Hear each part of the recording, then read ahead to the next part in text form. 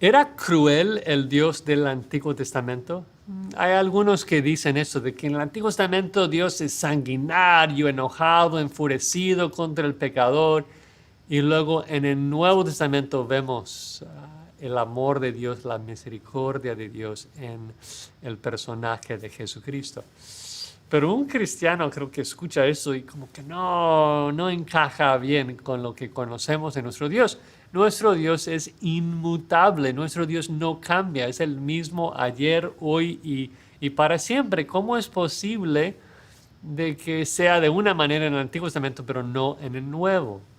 Entonces, como que de un lado decimos, no, o sea, Dios es el mismo, pero ¿cómo explicamos la realidad de que hay ciertos pasajes del Antiguo Testamento que son muy difíciles, muy fuertes? Uno de esos textos se encuentra en los Salmos. Existen lo que se llaman salmos imprecatorios, en donde el salmista parece que está disfrutando, quiere la destrucción del impío. Y no parece una actitud cristiana, no parece una actitud correcta. Uno de esos ejemplos se encuentra en el Salmo 137, versículo 9, donde el salmista dice: dichoso el que tomare y estrellare tus niños contra la peña. Es como que, wow, qué fuerte. Parece como muy fuera de lugar, parece que es un versículo que no pertenece o no debe estar dentro de la Biblia. O sea, parece cruel, parece feo. ¿Cómo es que tú vas a querer que los niños de otros sean matados y así de feo? Entonces, ¿cómo entendemos un versículo así en particular nosotros que creemos de que la Escritura es la perfecta revelación del carácter de nuestro Dios? Si ese versículo está en la Biblia, es porque nos revela quién es Dios y el Dios que adoramos, que debemos de admirar, nos revela de su justicia. Y creo que eso es el primer punto que quisiera destacar, de que muchas veces nosotros hemos concebido de manera idólatra de que Dios es un Dios de puro amor, de misericordia, y nos olvidamos de que Dios es un Dios santo, Dios es un Dios justo. Y la verdad es que de este lado de la cruz, ya que hemos sido perdonados, hemos sido limpiados de todo nuestro pecado por medio de Jesucristo, nos olvidamos de que Dios aborrece al impío. Nos olvidamos de que Dios está airado contra el impío y que si alguien rehúsa creer en Jesucristo, de que va a ir al infierno y va a sufrir la furia de la ira de Dios por toda la eternidad. Entonces un versículo así nos ayuda bastante a recordar cómo es nuestro Dios, de que sí es misericordioso, pero también es justo. Lo otro, para ubicar este versículo en su contexto, es recordar que estamos aquí bajo el antiguo pacto. Estamos dentro del Antiguo Testamento. Y Dios tenía un propósito muy particular para el pueblo, para la nación de Israel. Y vemos en particular en el libro de Éxodo, también Deuteronomio, también en Josué, vemos que Dios tenía el propósito de usar a la nación de Israel para precisamente juzgar a las naciones impías. Obviamente siempre Dios ofrecía su perdón al mundo.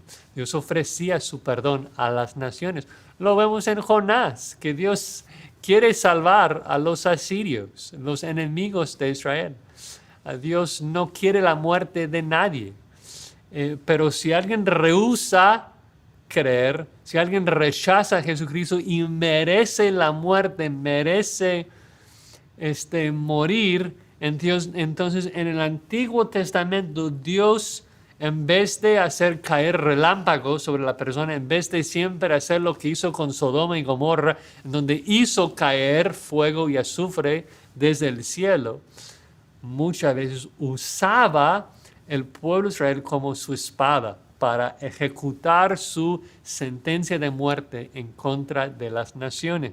Vemos un claro ejemplo de esto en 1 Samuel capítulo 15, en donde Dios dice a Saúl y la nación de Israel: ve pues y hiere a Amalek, destruye todo lo que tiene y no te apiades de él. Mata hombres, mujeres, niños, aun los de pecho, vacas, ovejas, camellos y asnos.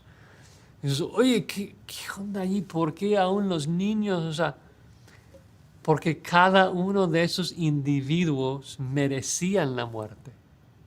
La paga del pecado es muerte. Aún niños, ¿no? Heredan el pecado, merecen muerte. Si un niño, si un adulto, si alguien llega al cielo, no es porque lo merece, sino porque Dios es misericordioso y lo salva por medio de la obra de la cruz, ¿no? Entonces, Dios decide juzgar a estos individuos de Amalek y usa a Israel para ejecutar su sentencia. Ahora, ¿cómo aplicamos esto al Salmo 137, versículo 9, en donde el salmista parece como que está deseando la muerte de otros, está pues celebrando la muerte de otros? Bueno, el punto otra vez es ver de que los judíos, los israelitas, en este momento estaban siendo usados por Dios para disciplinar y para juzgar a ciertas naciones. Y muchas veces la razón que reaccionamos tan feo a un versículo así es porque ignoramos y desconocemos el resto del Antiguo Testamento. Un versículo muy clave se encuentra en Isaías 13, versículo 16, en donde Dios, hablando de los babilonios, hablando de que Él iba a juzgarlos por su pecado, Él profetiza esto. Dice, sus niños serán estrellados delante de ellos, sus casas serán saqueadas y violadas sus mujeres. Feo, claro, o sea, Dios va a juzgar, Dios se va a encender su ira y va a matar a esos babilonios por la forma que maltrataron a su pueblo Israel. Entonces, Dios en Isaías 13 está profetizando, hablando de que Babilonia iba a maltratar a Israel, pero Dios dice, mía es la venganza, yo voy a juzgarlos por la forma que ellos te van a maltratar. Yo voy a hacer eso, que sus niños serán estrellados delante de ellos.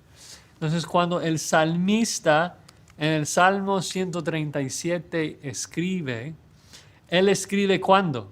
Dice, junto a los ríos de Babilonia, ahí nos sentábamos y aún llorábamos. Es decir, de que el salmista en el Salmo 137 está en el exilio en Babilonia. ¿Y qué es lo que está esperando? Está esperando el momento en que Dios iba a cumplir su profecía, cumplir su promesa, destruir a Babilonia y regresar a los israelitas a su lugar, a la tierra prometida. El salmista, tal vez en maneras que no podemos comprender, pero dice, uy, bienaventurado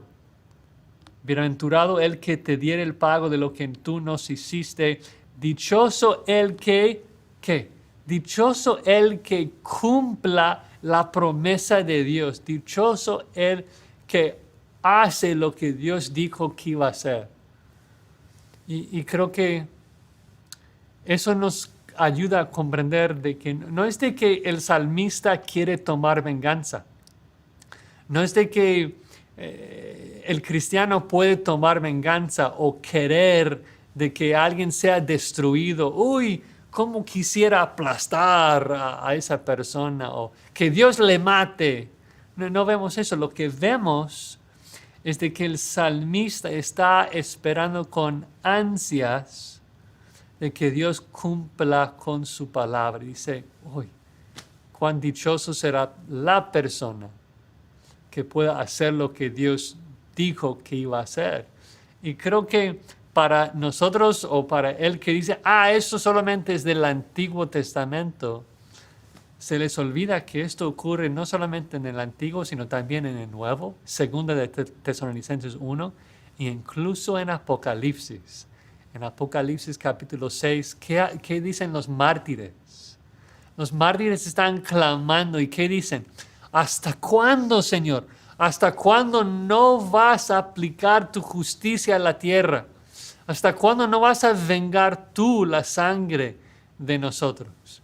Entonces, no es de que el creyente puede querer tomar venganza él mismo, sino que su esperanza es de que Dios es justo, que Dios va a aplicar justicia a la tierra, y yo puedo gozarme aún en esto, de que Dios va a dar a cada uno según lo que merece, y yo puedo deleitarme en la justicia de Dios, gozarme en la justicia de Dios para perdonar a los que se arrepienten y también para juzgar a los que rehúsan creer en Jesucristo.